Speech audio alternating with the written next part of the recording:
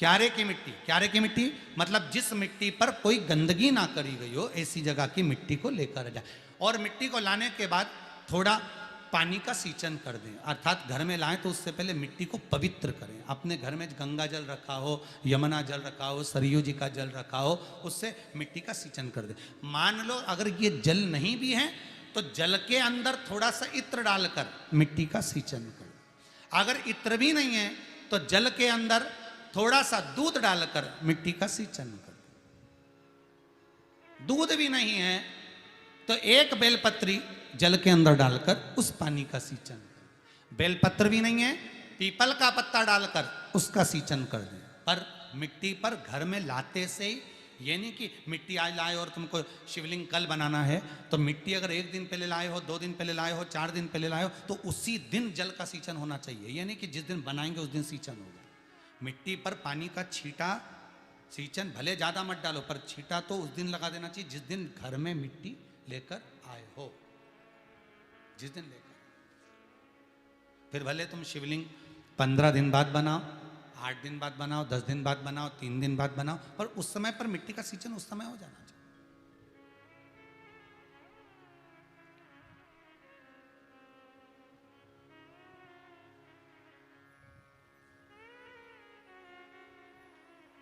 फिर कहा जिस दिन शिवलिंग का निर्माण करो उस दिन प्रातः में अगर आप शिवलिंग बना रहे हैं तो ब्रह्म मुहूर्त में मिट्टी को गला दो। किस पानी से गलाना है उसका भी प्रमाण, उसका भी शास्त्र वर्णन कर रहा है। किस जल से गलाया जाए, शिव महापुराण की कथा कहती है अगर आपको आज शिवलिंग का निर्माण करना है, शाम को आप शिवलिंग का निर्माण कर रहे हो, तो अपने पानी का जो मटका होता है, हंडा होता है, रसोई घर में जहां पानी भर कर रखते हो, उसके नजदीक में एक कलश जिसमें अलग से ताजा जल भरा जाए और उस पर प्लेट ढकी हो और उस पर एक चावल का दाना रखा हो, उस जल को लेकर आओ। थोड़ी देर रखा रहे, आधा घंटा, 2 घंटा, 3 घंटा, 15 मिनट, 20 मिनट, पर वो पानी वहां रखा होना चाहिए। रसोई घर में अन्नपूर्णा का निवास होता है, परिंदे के पास पितरों का निवास होता है। अन्नपूर्णा, पित्र सब रसोई घर के भीतर विराजमान होते हैं। शास्त्र कहता है 33 कोटि देवता एक समय के लिए, एक क्षण के लिए हमारे रसोई घर में प्रवेश करते हैं। इसलिए रसोई घर को तुम पूरे घर को स्वच्छ रखो ना रखो, पूरे घर को तुम साफ रखो ना रखो, पर रसोई घर एकदम क्लीन होना चाहिए, साफ होना चाहिए, स्वच्छ होना चाहिए। आज के ज़माने में तो खैर गया, पर पहले जब मिट्टी के चूल्हे होते थे, जब चूल्हा बंद होता था तो उसको गीला कर कर, गोबर को या पानी में उसको गीला कर कर, एक कपड़े को गीला कर कर पूरे चौके को, रसोई घर को पोंछा जाता था। मिट्टी का होता था वो, तो भी उसको पोता लगाते थे, पोंछते थे।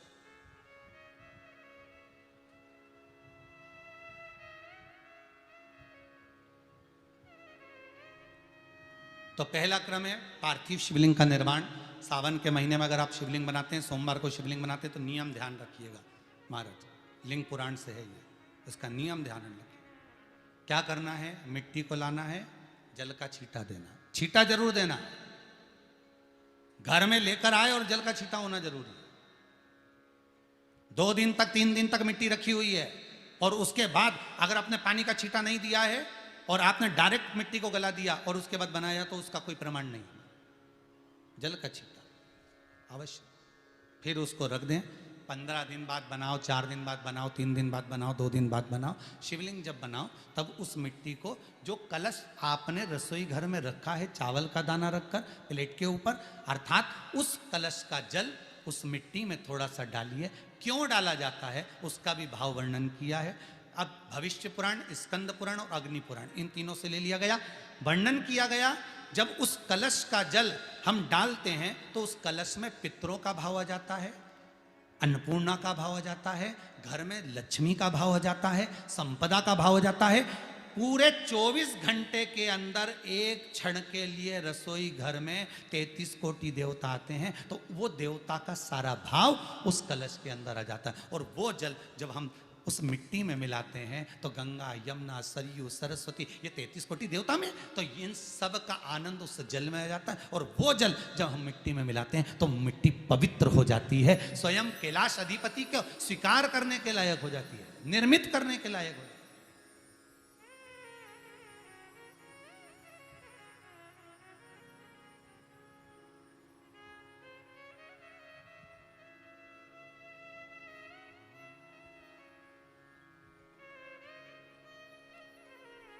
शिवलिंग का निर्माण।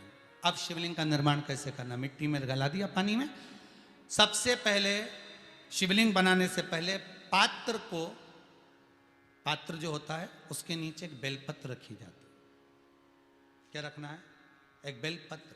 शंकर को झेलने के लिए कोई साधारण नहीं है पात्र जिस पे झेला जाए।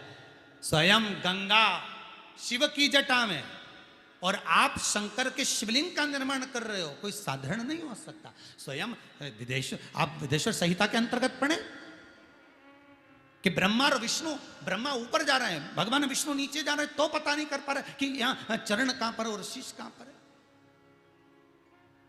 उसको जान ही नहीं पा रहे।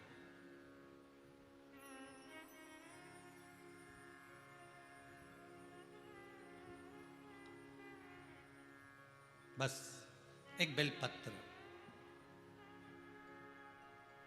साधारण भाव में, बेलपत्र भी सीधा भाग, और इस बेलपत्र की जो डंडी है वो उत्तर दिशा में रखना है थाली के अंतर्गत जब आप शिवलिंग का निर्माण करें।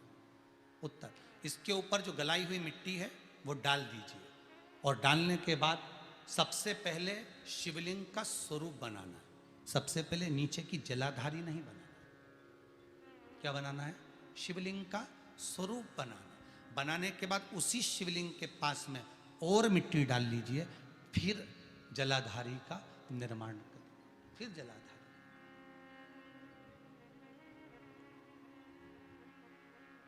शिवलिंग जलाधारी निर्मित हो गई। शंकर जी का संपूर्ण परिवार शिवलिंग में रहता है, आपको पहले भी कहा। भगवान भूत अधिपति भूतेश्वर भगवान शिव का संपूर्ण परिवार शिवलिंग में, पहले भी कथा में कहा, आज फिर आपको वर्णन कर देते हैं। जैसे ये जलाधारी है गोल, ये चरण है, ये शिवलिंग है। ये जो गोल भाग है जहां पर भगवान शंकर का शिवलिंग रखा है, ये पार्वती जी का हस्त कमल है। जहां से पानी नीचे गिर रहा है, इसके राइट भाग में श्री गणेश जी का स्थान, लेफ्ट भाग में श्री कार्तिकेय जी का स्थान। बीच में जो एक मोटी सी लाइन होती है जलाधारी में, वो पार्वती जी के सुंदर पुत्री अशोक सुंदरी का स्थान।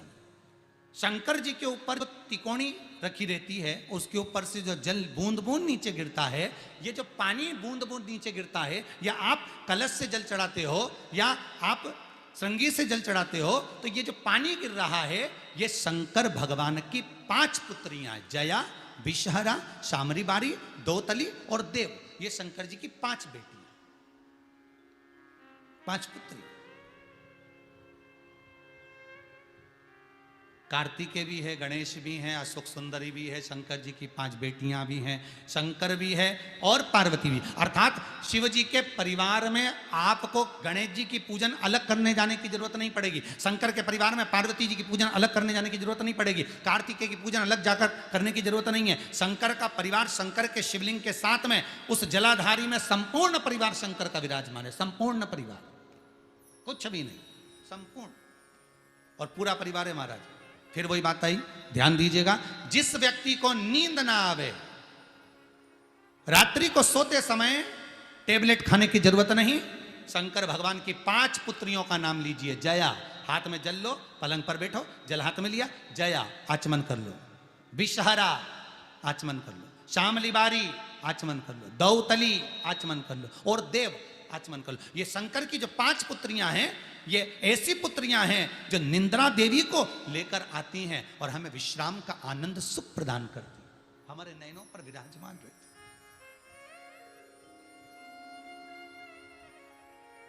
हाँ, यदि विवाह नहीं हो रहा, शादी नहीं हो रही है, बहुत समय से लगन देख रहे हो, शादी नहीं हो रही, बहुत समय से परेशान हो गए कि विवाह ही नहीं हो रहा, हम तो टेंशन में पड़ गए, लड़की 28 साल 30 साल का लड़का हो गया, विवाह नहीं हो रहा, कुछ मत करो।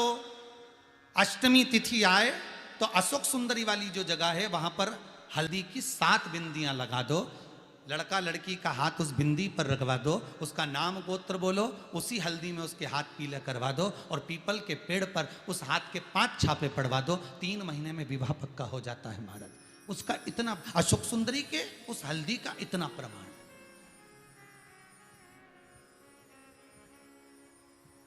3 माह के अंतर्गत विवाह नक्की हो गया। इतना इतना प्रमाण है महाराज। भगवान शिव की आराधना का कोई साधारण फल है महाराज।